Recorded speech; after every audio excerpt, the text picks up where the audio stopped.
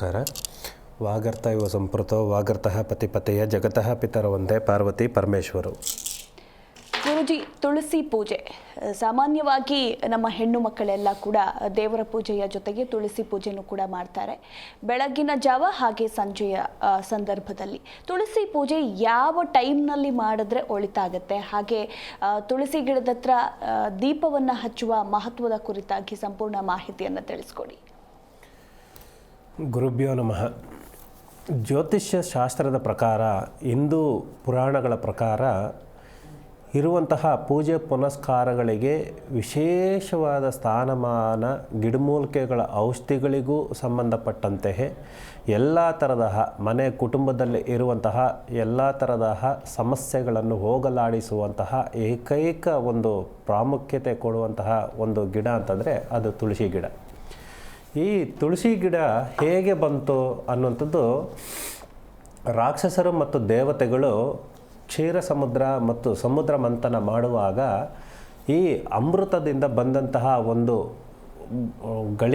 ಬಿಗಳಿಗೆ ಅನ್ನುವ ವಿಷಯದಲ್ಲಿ ಈ ತುಳಸಿ ಗಿಡ ಅನ್ನುವಂಥದ್ದು ಉದ್ಭವ ಆಗುತ್ತದೆ. ಈ ತುಳಸಿ ಗಿಡ ಸಾಕ್ಷಾತ್ ಶಿವನ ಮತ್ತು ವಿಷ್ಣುವಿನ ಅಂಶದಿಂದ ಬಂದಂತಹ ಅಮೃತದ ಬಿಂದು.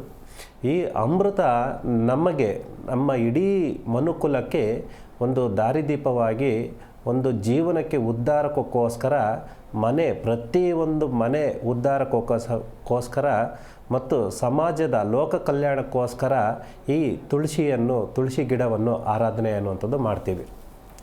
ಈ ತುಳಸಿ ಗಿಡದಿಂದ ನಮ್ಮ ಮನೆ ಕುಟುಂಬಕ್ಕೆ ಹೇಗೆ ಸಮೃದ್ಧಿ ಆಗುತ್ತದೆ, ಯಾವ ಗಳಿಗೆನಲ್ಲಿ ಯಾವ ಟೈಮ್ನಲ್ಲಿ ಪೂಜೆ ಪುನಸ್ಕಾರಗಳನ್ನುವಂಥದ್ದು ಮಾಡಬೇಕು ಅಂತಂದರೆ ವಿಶೇಷವಾದ ಸ್ಥಾನಮಾನ.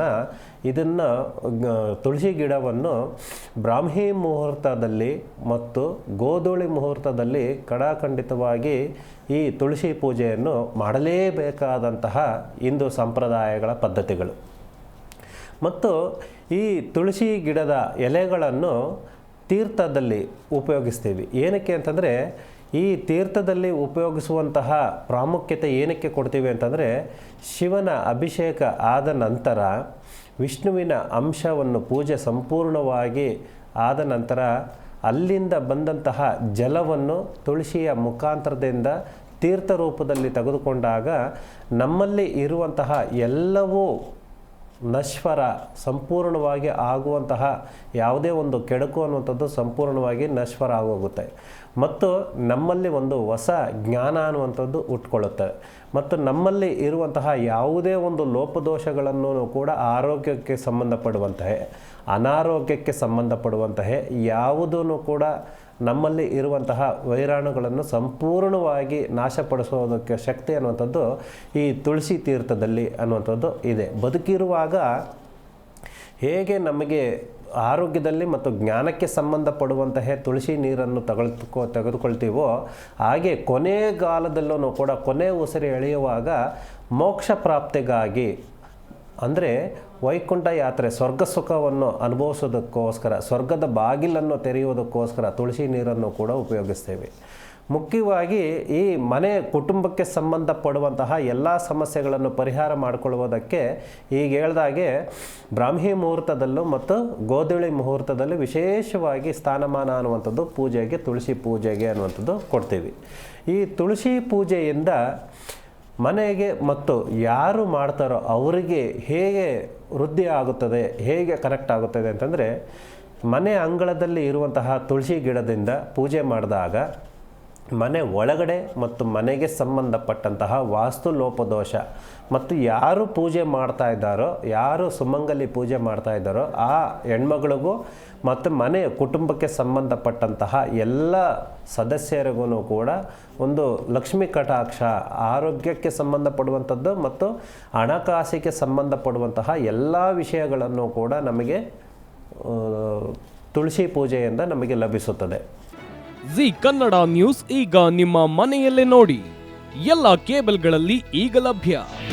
ನಿಮ್ಮ ನೆಚ್ಚಿನ ಜಿ ಕನ್ನಡ ನ್ಯೂಸ್ ಈಗ ಸನ್ ಡೈರೆಕ್ಟ್ ನಲ್ಲಿ number 292, Tata play number 1664, Jio TV number 1334, NXT digital number 30, N cable number 30, city networks 51, U digital number 162, GTPL number 17, Rockline telecommunications number 42, Shri Basaveshwara cable number 168, rural cable network 60, Vinayaka digital 57, Abhishek cable 821, city channel 53, Siddeshwara cable network 57, V4 digital Infotech 628, ಸೂರ್ಯ digital networks 53, Gajanan digital number 836, Malnad Infotech Private Limited number